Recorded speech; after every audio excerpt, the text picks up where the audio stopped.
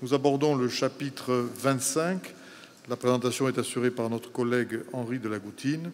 Je vais lui demander de présenter de manière globale les délibérations 1 et 2, puisque ça correspond à des demandes que j'ai reçues de l'opposition. La deuxième délibération consiste à l'adoption d'une convention entre le service médical SOMSI et la mairie de Toulouse. En effet, face à la pénurie de médecins du travail en France, nous souhaitons assurer la pérennisation du suivi de la santé des agents en confiant au SOMSI la gestion de la prévention des risques professionnels et le suivi médical préventif de nos agents. Merci. Y a-t-il d'autres interventions? Oui, Madame Hardy. Non, c'est Madame Morin. Madame Morin, allez-y. Est-ce que je peux intervenir sur la 25.2 ou il faut attendre peut-être? Non, allez-y, Madame. D'accord.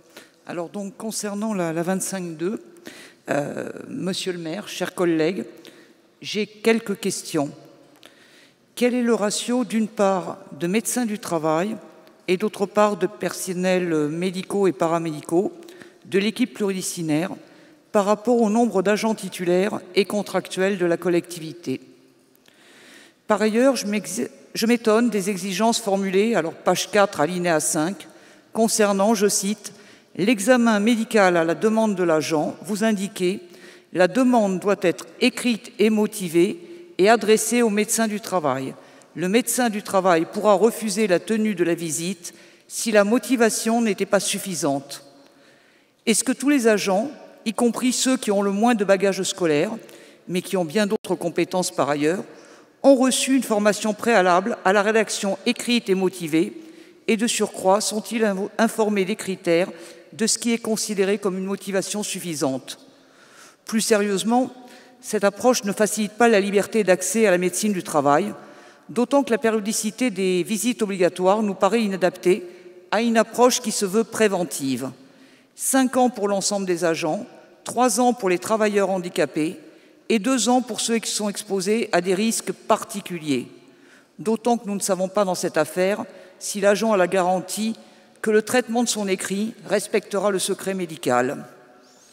À noter d'ailleurs l'insuffisance d'accompagnement des travailleurs handicapés de la collectivité. Je peux parler là des délais des aides techniques, l'organisation du travail. Je vous remercie. Merci, Madame. Y a-t-il d'autres interventions?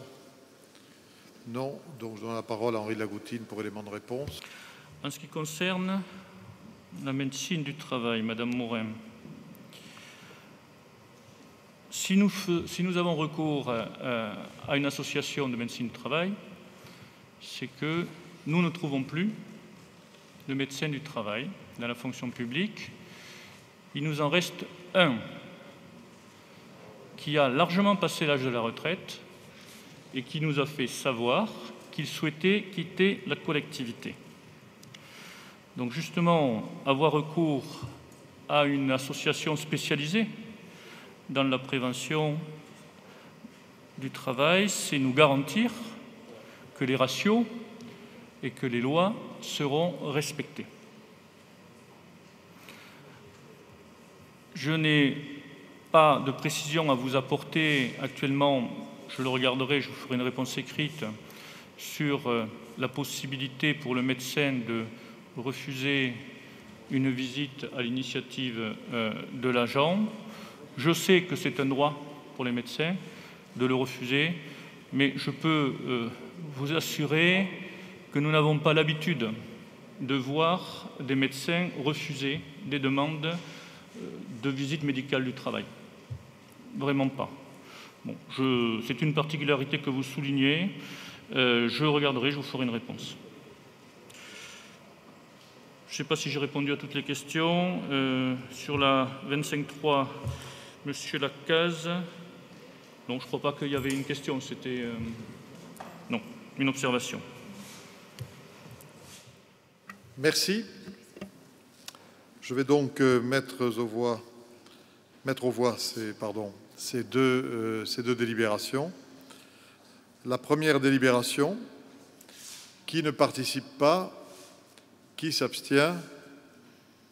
Qui vote contre? C'est adopté. Deuxième délibération. Qui ne participe pas? Qui s'abstient? Qui vote contre? C'est adopté. Les autres délibérations de M. de La Goutine. Qui ne participe pas? Qui s'abstient? Qui vote contre? Elles sont adoptées.